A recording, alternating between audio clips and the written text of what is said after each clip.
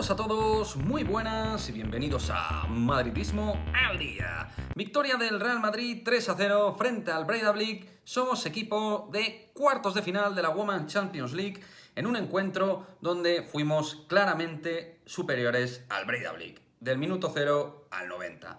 Fueron 3 goles los que marcamos, 2 de Aslani, otro de Claudia Zornoza, pero vaya, pudimos marcar varios goles más.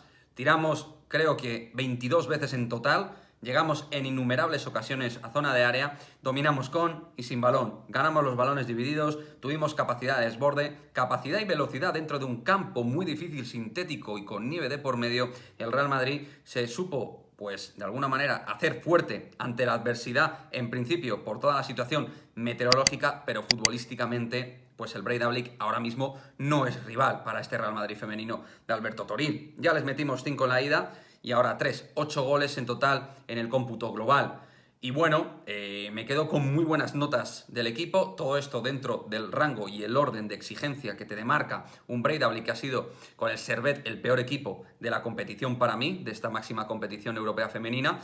Y bueno, me ha gustado mucho el partido de Claudia Zornoza, me ha gustado mucho el partido de Atenea del Castillo, la cántabra ha estado incisiva, le ha faltado el gol, pero ha estado realmente bien. Moller en lo poquito que ha tocado, jugado con balón en contacto, lo ha hecho bien, y sobre todo por encima del resto, una Kosovare Aslani que ve el fútbol de una forma muy clarividente. Al margen de los 2 goles, el primero muy bueno, de delantera, que también es media punta, delantera, centrocampista, es todo jugadora, todo futbolista, la sueca.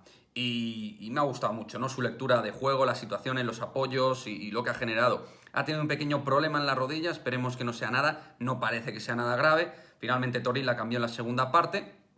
Y hablando de segunda parte, pues llegaron algunas permutas. Y en esas permutas y en esos cambios donde entrarían jugadoras como Lorena Navarro, Maite Oroz, pues también entró Marta Cardona, que ha hecho su debut oficial esta temporada, la futbolista maña, y que la verdad ha dado muy buenas sensaciones, insisto, dentro de la exigencia que te marca un rival ahora mismo como el Breidablik, pero me ha gustado, ha estado rápida, ha intentado conducciones, ha intentado romper entre líneas, ha tenido algún detallito de calidad, como tiene toda la del mundo Marta Cardona. Y bueno, en defensa prácticamente no hemos tenido problemas en todo el partido, salvo en alguna situación con Misa donde ha tenido que salir, y ha intervenido alguna jugada ya con el partido 3-0, en fin, un partido que no era de trámite, pero en cuanto a exigencia futbolística ha sido un poco de trámite, porque el Real Madrid se ha visto muy superior en todo momento. En lo positivo, no hemos tenido mucha exigencia en cuanto al rival. En cuanto a lo negativo, yo creo que a nivel de piernas este partido puede cansar un poquito de cara al clásico del próximo fin de semana, y este partido, el clásico, va a ser una historia completamente diferente y donde ya os avanzo que yo lo que espero del Real Madrid frente al Barça no es ganar, que lo veo casi utópico, siendo sinceros, pero veo que este equipo lo que tiene que hacer es dar la cara, competir, transmitir buenas sensaciones y seguir creciendo.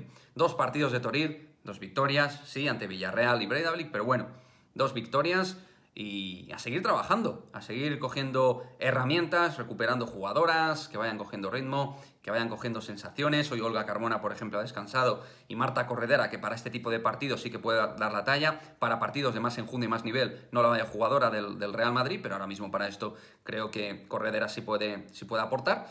Pero bueno, que creo que hemos tenido buenas notas de calidad, dominio pleno del juego, con y sin balón, un buen ritmo de presión para lo que ha sido un terreno de juego que ha sido complicado jugar con nieve de por medio en un campo, como decimos, de césped artificial.